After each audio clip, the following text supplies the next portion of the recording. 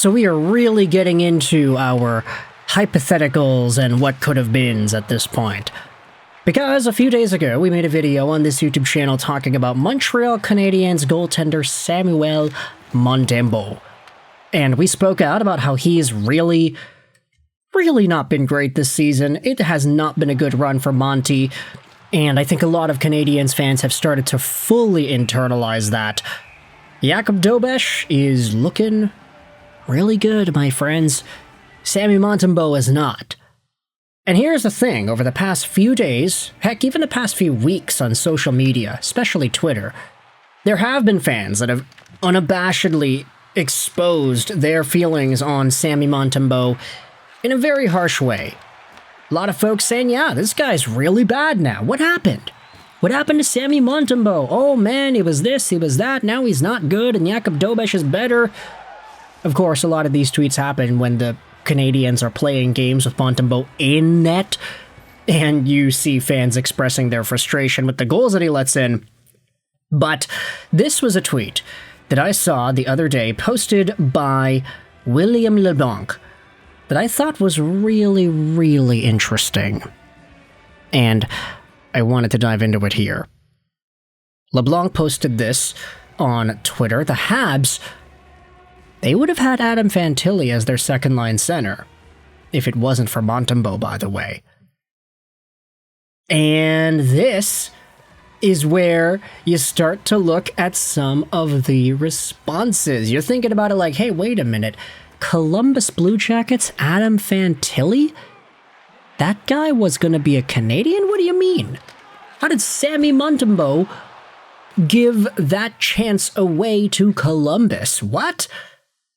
And you have Caper going out there and responding saying this. I think that's a part primarily French media isn't understanding with Canadiens fans' responses to Sammy Montembeault.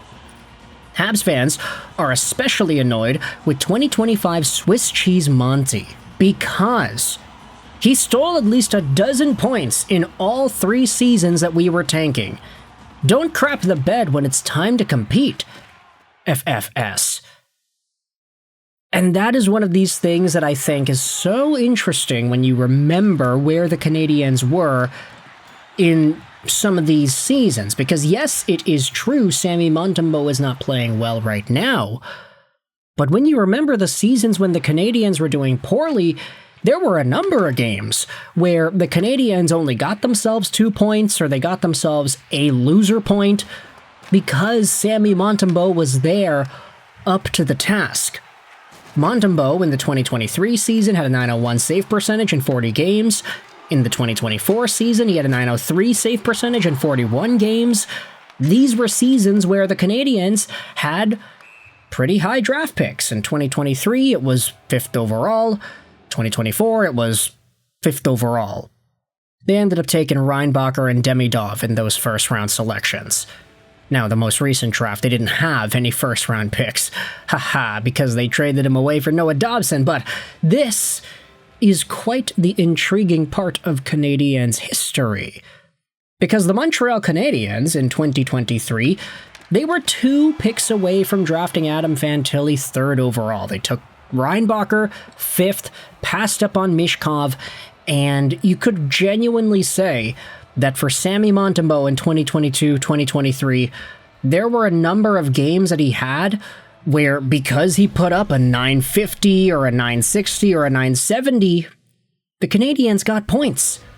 I mean, just look at this stretch in the middle of January to the end of January in that same season.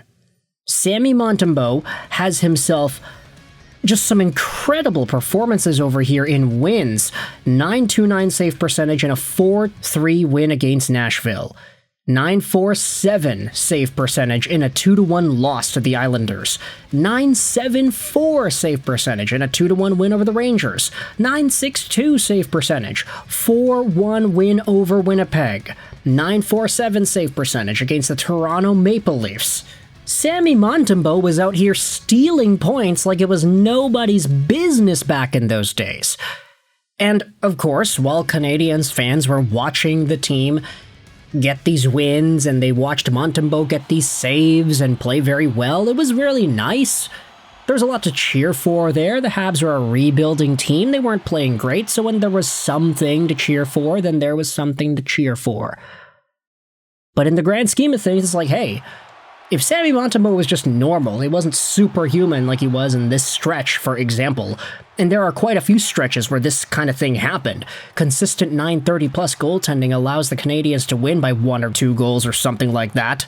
If you assume the Montreal Canadiens probably would have not won those games had Montembeault not been that good, it's very reasonable to think that Montreal probably would have been in a much better spot when you think about the draft lotto and where they were tanking-wise. Columbus locked into the 3rd overall pick. They had 59 points in 82 games that year. Montreal had 9 more points. If Montembeault just doesn't win as many games as he does, Montreal probably overtakes San Jose. They probably contend with Columbus. They maybe win themselves a draft pick in the top 3, and Adam Fantilli potentially becomes a Hab. But how are we thinking about this now? Well, there are some folks going out there and saying, wait a minute, if the Canadiens are able to get Fantilli, then what does that mean for Ivan Demidov? Does that not mean they wouldn't have been able to get Demidov? Because Fantilli, he made the NHL in his very first season, and that impact, if he did the same thing with Montreal, that would have made them a little bit better, and they wouldn't have been as bad to draft Demidov 5th overall, right? Which I think is fair, but also when you think about Adam Fantilli in his first year with the Columbus Blue Jackets, he was a Hobey Baker winner as a freshman, yes, but he had 27 points in 49 games. He wasn't available the entire time, and he wasn't particularly amazing either. So I honestly do think it's pretty fair to say that if he ends up missing half the year, if he ends up getting hurt, and he ends up missing time, I do think maybe the Montreal Canadiens wouldn't necessarily win any games off the back of 18-year-old Adam Fantilli and what he was doing in the NHL at that time. Fantilli's a great player. He's a 50-point guy right now, and he'll grow and get better, and he'll be a #1 center in the NHL soon, but he's not that right now. He's a good middle 6 center. And while that would be a definite upgrade over what Kirby Dach is right now, or what Oliver Kapanen is right now, I just don't think it would have been a big enough impact in 23-24 to have made the Canadiens not draft Ivan Demidov, if that makes sense. So in a way, I do agree with the initial sentiment that was brought up here on Twitter by Will LeBlanc, that Montembeault was one of the main reasons, if not the main reason, why Adam Fantilli wasn't an option for Montreal in the 2023 draft.